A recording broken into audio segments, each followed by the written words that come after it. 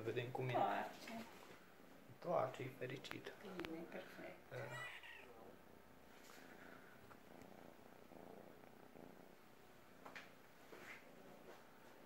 Ce mai are un pic o problemă și mai trece. Tot la picior? Arsura aia acolo ce a avut-o el. Arsura? Arsură, e luată pielea acolo. Ah, da.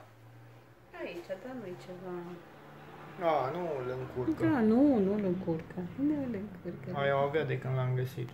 Da. Ah. Oricum e mult mai bine, astăzi dimineața a venit la mine fugind. Toarce, A venit bine. alergând. Nu. Toarce din prima zi de când l-am găsit, deși își ținea piciorul ok. ridicat. Ce? Nu, scaiete ceva. Da, Nu, bine, am toată simțit ziua. eu ceva. Toată și ziua e prin tufe. Nu, bun, de parazitare i-ați dat?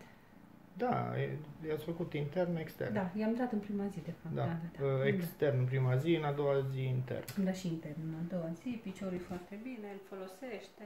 E funcțional. Da. Hai, du-te un pic, să te văd. Ia merge un pic mai. Aici. Haide. Aici.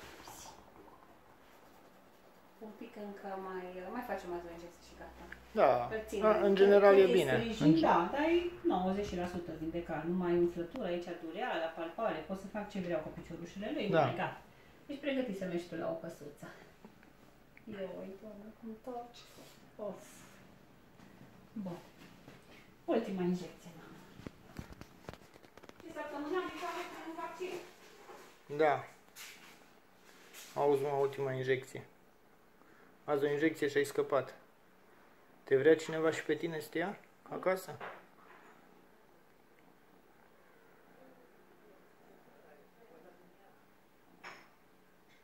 Cu puțin noroc îți găsești tu o căsuță până în iarnă.